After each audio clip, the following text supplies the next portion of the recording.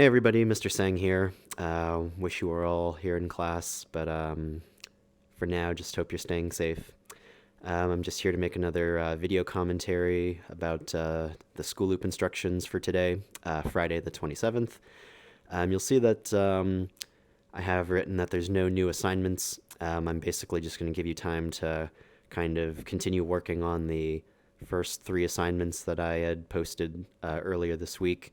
I know yesterday there were a couple of technical issues with the live stream, and I didn't really like it. Was a little disappointed with how it turned out, but I could tell that it was their first time trying this, and just thanks for being patient for those of you who tried. I got a couple of emails about people saying they weren't able to get in, and throughout the day, I ended up changing the instructions on School Loop like a dozen or so times, but after I make this video, I'm pretty happy with the revised version, so I don't think I'm going to change anything after this.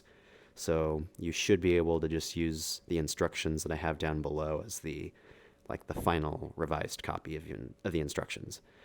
Um, I'll talk about that in just a sec, but I do want to point out that if you plan on asking questions today or just dropping in to say hi to your friends or, me, I'm kind of curious to see what you've all been up to. I did have to postpone the start of that Google Meetup because I have a staff meeting that overlaps, so it's going to be from 2:30 to 3:30 today instead of the originally planned 2 to 3. So if you show up early, just be patient and wait. Um, yeah, and hope to see you there. Just want to catch up with some of you, even if it's not about, science.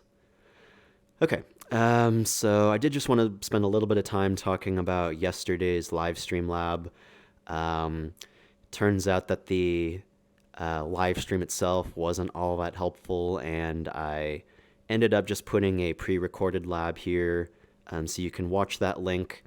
If you go back to Google Classroom, you'll find a new post with the revised lab sheet, one that's a lot easier to work with, and hopefully much easier to complete. I'll show it to you in just a second over to the side, but let me just finish off the other bullet points here.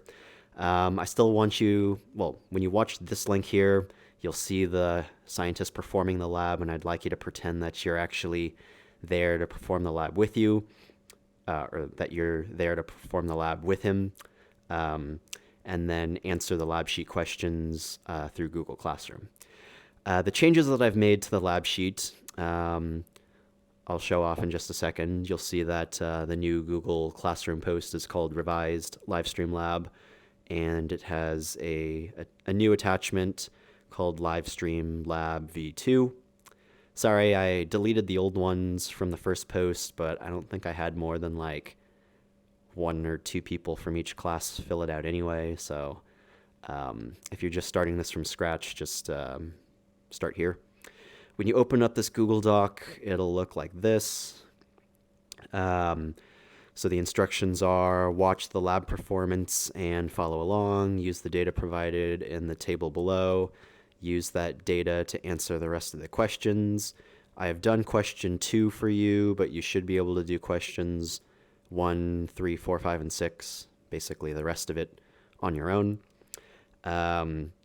As you watch the lab being performed, you'll see them burning some charcoal and some wood, and if you were to perform this lab yourself, I'd like you to use these numbers that I've given here as your data. Some of the questions hopefully are relatively straightforward. Determine the change in temperature of the water for each fuel source by subtracting the initial water temperature from the final water temperature. So, just do some subtraction. Try to show your work. Show me what numbers you're using to get your results. For number 2, this one's actually a high school calculation, which is something that I don't really expect you to know right now. But I've done it for you, which will help you for questions 3 and 4. Just use the answers that I've given here for question 2 for the future parts.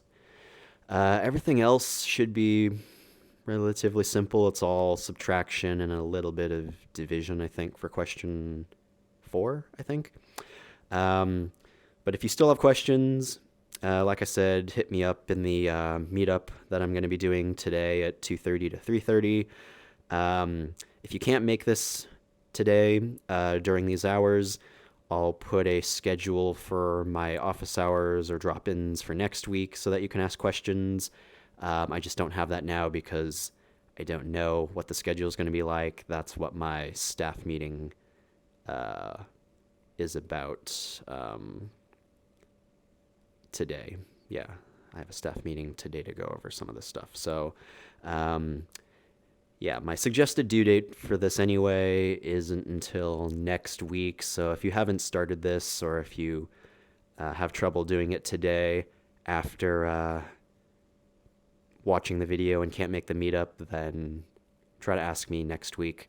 In the meantime, I would also suggest that you try to finish the Newton's Laws review videos and come up with a Flipgrid script using the template on Google Classroom first. These are the ones that I'd recommend having done by tonight. Yeah, so that's about it. Hopefully this video was helpful. And yeah, I'll see you next time. Thanks for watching.